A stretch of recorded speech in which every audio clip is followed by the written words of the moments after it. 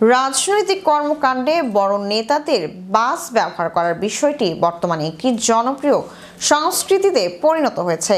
একে প্রায় পরিবর্তন যাত্রা, রোড শো বা নির্বাচনী প্রচার বাস হিসেবে অভিহিত করা হয়। কিন্তু বড় নেতাদের এই বাস ব্যবহারের পেছনে কারণ কি? বিস্তারিত থাকছে ডেস্ক রিপোর্টে।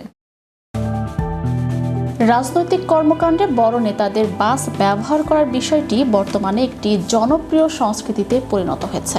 একে প্রায় পরিবর্তন যাত্রা, রোড শো বা নির্বাচনী প্রচারণার বাস হিসেবে অভিহিত করা হয়। কিন্তু বড় নেতাদের এই বাস ব্যবহারের পেছনে কারণ কি?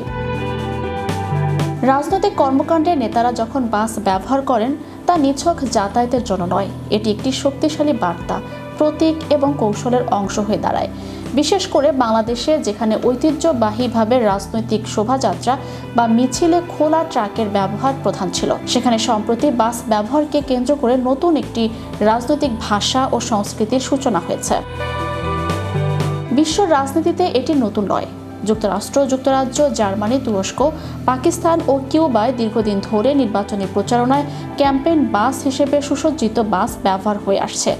এসব বাস শুধু যাতায়াতের মাধ্যমে নয়, বরং চলন্ত রাজনৈতিক মঞ্চ, নিরাপত্তার কেন্দ্র ও জনসংযোগের প্ল্যাটফর্ম হিসেবেও কাজ করে।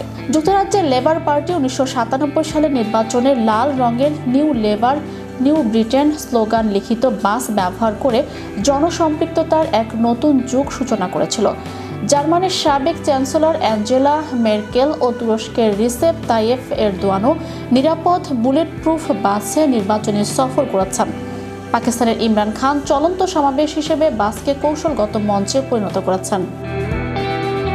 বাংলাদেশের রাজনৈতিক সংস্কৃতিতে শোভাযাত্রায় খোলা ট্রাকের প্রাধান্য ছিল। নেতারা ট্রাকে দাঁড়িয়ে জনতার উদ্দেশ্যে বক্তব্য দিয়েছেন, যা আন্দোলনের প্রাণ চাঞ্চল্যের প্রতীক।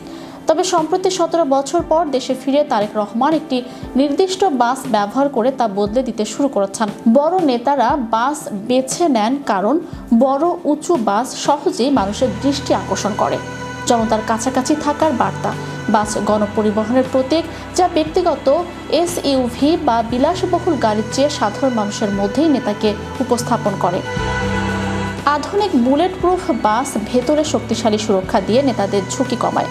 বাংলাদেশে যখন কোনো শীর্ষ নেতা ধারাবাহিকভাবে একই বাস ব্যবহার করেন, গণসংবর্ধনা থেকে শুরু করে পারিবারিক সমাধি বা জাতীয় স্মৃতিসৌধ, তবে তা নিছক পরিবহন নয়, একটি পরিকল্পিত রাজনৈতিক প্রতীকের রূপ নেয়। বাংলাদেশের রাজনীতিতে বড় নেতাদের বাস ব্যবহার এখন নিরাপত্তা ও ব্যবস্থাপনার প্রয়োজন মেটানোর পাশাপাশি একটি রাজনৈতিক বার্তা হিসেবে কাজ করছে। এই প্রবণতা নতুন হলেও তারেক রহমানের উদাহরণ দেখিয়ে দিচ্ছে দেশের রাজনৈতিক নেতৃত্বের বাহন সংস্কৃতিতে নতুন দিগন্ত উন্মোচিত হচ্ছে। Channel Europe news desk.